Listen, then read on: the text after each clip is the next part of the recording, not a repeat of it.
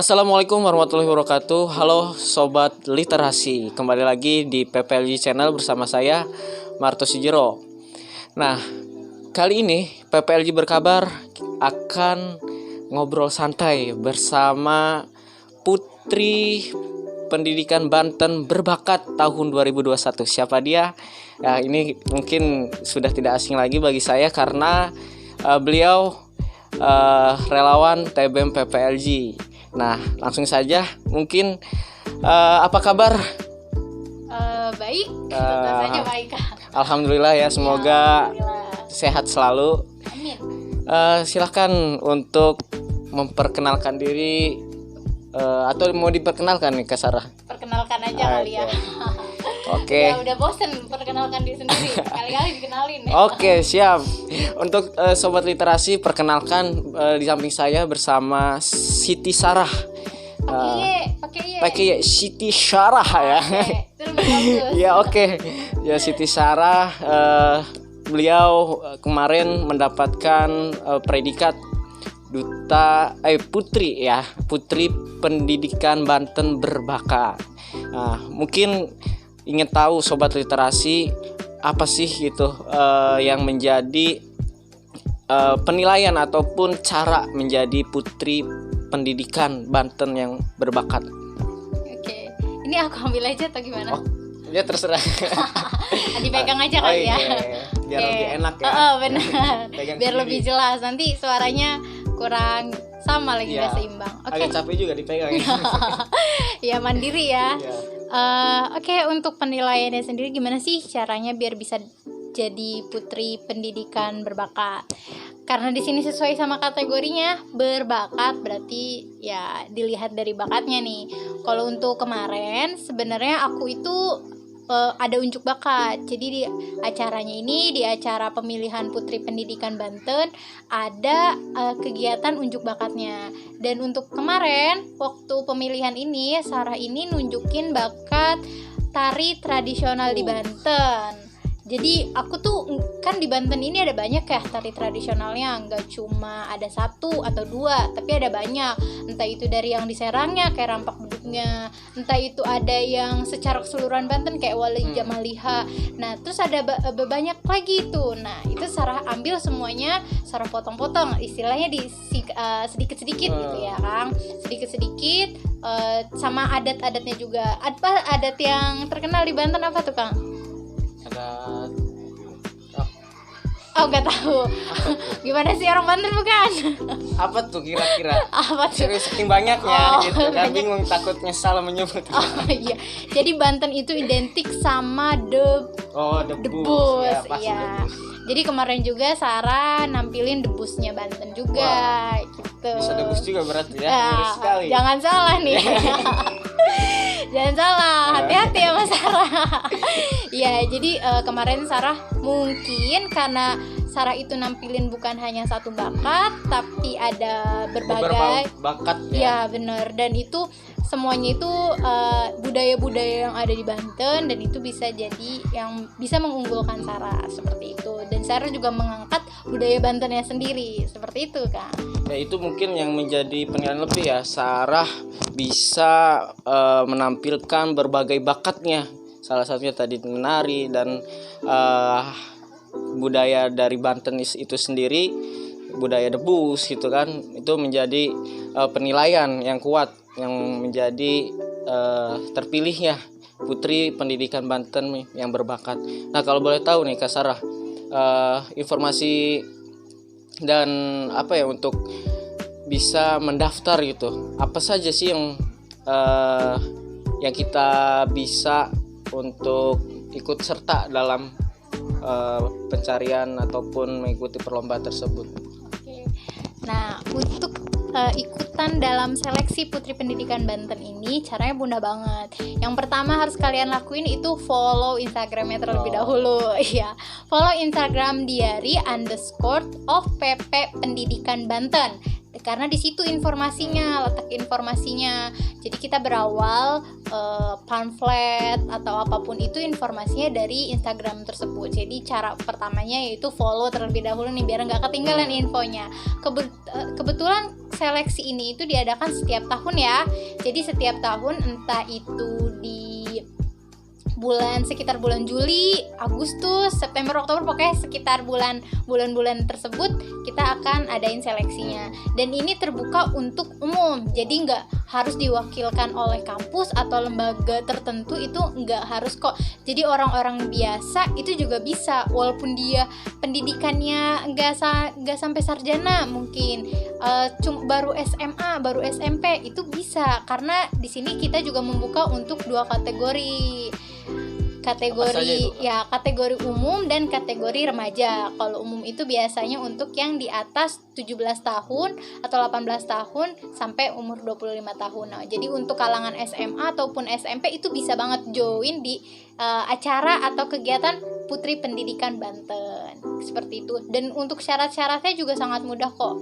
Nggak ada syarat yang harus tinggi minimal, itu semuanya dicangkup. Yang penting ada kemauan dan keberanian dan ada niat untuk bisa menyalurkan pendidikan yang lebih baik lagi untuk Banten, seperti itu. Ya, kalau boleh tahu untuk tahun ini ada berapa peserta yang mengikuti seleksi Putri Pendidikan Banten, dan apa saja sih kategori predikat ataupun penyematan di Putri Pendidikan Banten? Oke. Nah, untuk jumlah peserta di awal itu kurang lebih ada 100. Ya. Juga. Iya, lumayan. Sebenarnya saya juga, Pak, ini cerita sedikit ya, Kak. Ya, jadi waktu di awal itu saya cukup takut, cukup gugup. Aduh, sepertinya saya ini tidak masuk deh ke finalis kayak gitu. Karena melihat dari para pesertanya tuh wah, hebat-hebat banget. Dan apalagi yang dari kategori umum ya, karena saya juga dari kategori umum, dan itu sudah sangat, wah, saya nggak nyangka banget gitu tuh ya. Ini kayaknya udah deh pasrah aja gitu. Dan dari teman-teman, karena saya dari Untirta, dari teman-teman Untirta tuh yang hebat-hebat juga banyak banget kayak gitu. Nah, kemudian dari 100 orang itu langsung dipilih finalis. Finalis itu yang dipilih 30 orang atau 15 pasangan. Nah, dan dibagi 2 dari kategori remaja dan kategori umum. Iya, kategori umum 8 pasang, untuk kategori remaja itu 7 pasang kayak gitu. Nah, untuk predikat-predikatnya sendiri yang disematkan itu, jadi nanti ketika setelah jadi finalis itu kan ada karantina ya. Berapa hari itu, Kak? Karantinanya itu 3 hari. Ya, dan itu nanti ada acara grand finalnya, malam grand final, dan itu untuk penyematan winner 1 atau Putri Pendidikan Banten dan Putra Pendidikan Bantennya sendiri, kemudian runner up 1 ya, first runner up dan second runner up. Untuk kategori seperti saya ini ada berbakat, intelijensi, dan terfavorit, seperti itu ya. Jadi lumayan banyak juga ya peserta yang mendaftar, terus juga tentunya dengan seleksi yang cukup ketat gitu kan. Dan setelah terseleksi juga ada masa karantina yang di situ benar-benar gitu kan terseleksi. Oke, untuk Kasara sendiri dalam kegiatan pendidikan ya, bisa menceritakan pengalaman dalam gerakan pendidikan, khususnya pengalaman di TBM PPLG ya, TBM PPLG. Oke, ini cerita singkat atau cerita panjang? Singkat aja, jangan panjang-panjang. Oke, takut bosen ya yang dengerinnya. Nah, oke, cerita singkat pengalaman. Untuk pengalaman pendidikan di literasi sendiri yang harus sosialisasi atau berkontribusi di sebuah lembaga, itu jujur untuk pertama kali itu saya di TBM PPLG. Di TBM PPLG apa PLG ya? Saya tuh agak bingung PPLG karena P-nya bahasa Indonesia ya. Iya. Nggak apa-apa ya PPLG. Oke. Yang berarti singkatannya sama. Iya benar. Panjangannya. Nah, Kepanjangannya sama aja. Oke, jadi pertama kali itu di tahun 2018 ya, sekitar bulan Mei itu saya masih ingat banget tuh, pengabdian di acara kampus. Waktu itu kurang lebih selama 3 bulan ya. 3 bulan. Nah, itu awalnya tuh lagi semacam kurang aktif gitu ya TBM-nya itu, akhirnya karena kedatangan saya dan kelompok saya dan teman-teman Untirta bisa tuh yang tadinya agak mungkin di angka 5 jadi naik tuh ke angka 8 gitu tuh ya, jadi aktif kembali dan sampai sekarang masih aktif banget dan lebih keren lagi. Wah hebat banget nih PPLG, wah saya keren banget. Awalnya itu juga bukan PPLG ya, teman pertama kita ya. Iya benar, awalnya itu kalau nggak salah namanya bukan TBM PPLG ya. Apa tuh? Sama sih, TBM PPLG cuman singkatan yang berbeda. Oh iya benar, awalnya itu kan masih Paguyuban Pemuda Lopang Gede dan sekarang udah bertransformasi menjadi Paguyuban Pemuda Literasi Global. Dari Lopang Gede ke Literasi Global. Iya. Yang tadi itu untuk masyarakat Lopang Gede aja ya. Sekarang udah global untuk semuanya. Wah, hebat banget kan? Mendunia ya. Iya benar. Mengindonesia dulu dong. Indonesia dan mendunia. Boleh.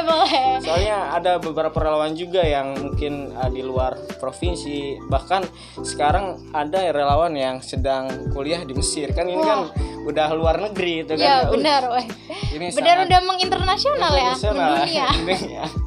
Keren banget, bener-bener PPLG nih. Nah dari PPLG itu pengalaman awal saya, terus kemudian saya berkontribusi dalam beberapa lomba, termasuk ikutan jadi duta TBM waktu itu, terus ikut beberapa prestasi juga pernah diraih ya. Iya benar banget, sampai berkat provinsi Banten ya, sampai juara provinsi 2 Banten.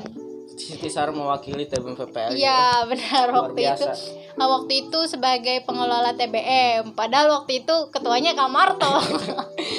Saya memberi kesempatan dulu. Oke. Ya, cuma diberikan kesempatan kepada saya dulu ya, dan alhamdulillahnya waktu itu sempat juara 1 untuk di Kota Serang dan lanjut ya ke provinsi dan mendapatkan juara 2 di Provinsi Banten sebagai pengelola TBM.